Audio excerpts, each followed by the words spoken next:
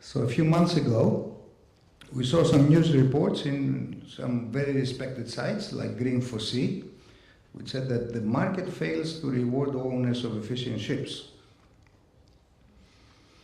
Owners failing to get the cost benefits of fuel efficiency. And of course, these reports were written by very respectable writers and editors like Craig Eason of Lloyd's List, who everybody knows that their opinion is valid most of the time. So the report said that the research they did showed that vessels with higher design efficiency as measured by the greenhouse gas emission rating save more fuel on average than design alone would indicate. This means, the articles continued, that in 2012 the difference in fuel costs between a B-rated and an F-rated Cape-size vessel was on average $5,500 per day, $1.5 million annually. Now, this to me is exceptional. When I checked what is the daily hire, time charter hire for a Cape-size in 2012, it was only $10,000 a day, which means that if a ship could save $5,500, it was 55% cheaper than the competition. That doesn't make sense to me. So, trying to find what's going on. Like, an owner doesn't know that he's $5,500 a day cheaper than his competition.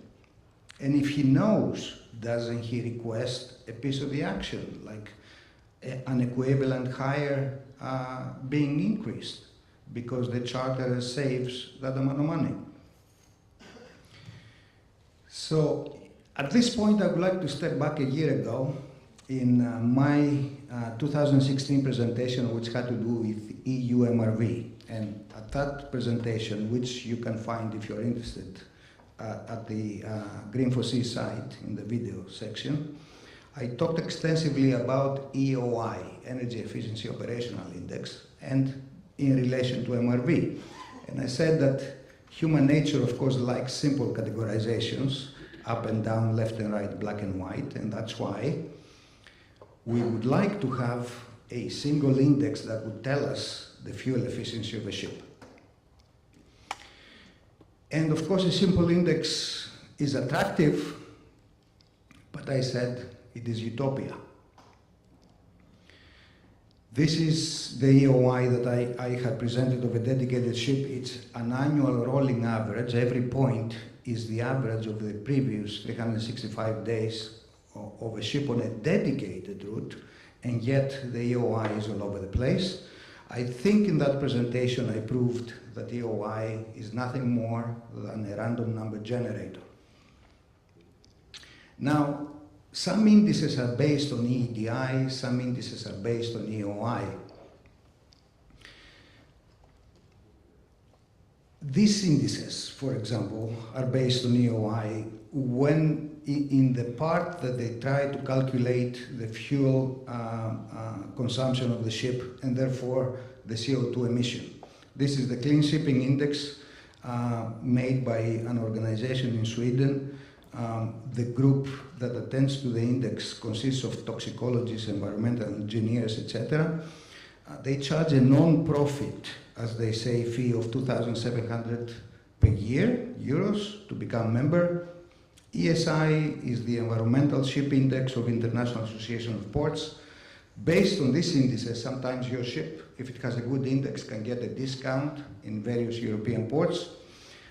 They measure many different things, how you handle SOx, how you handle your ballast water, but in the part that they try to measure your CO2 emissions, they use EEOI, and therefore they're not correct.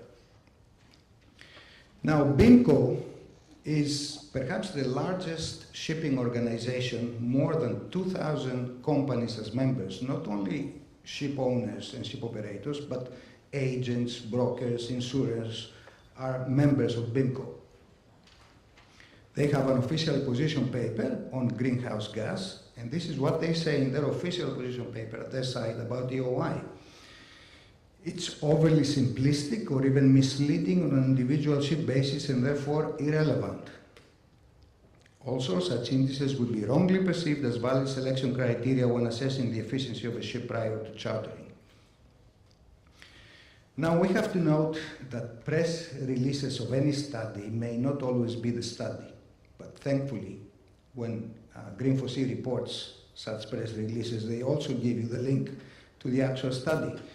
And some people like me like to go to the actual studies to read them. And when I did that, I said, hey, this study proves me right. It has no big relationship with the actual press release of the study. The study finds no statistical differences between high-rated ships, grade A, grade B, to the low-rated ships, E and F.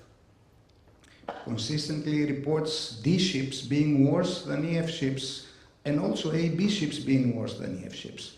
In other words, the rating seems random, as expected.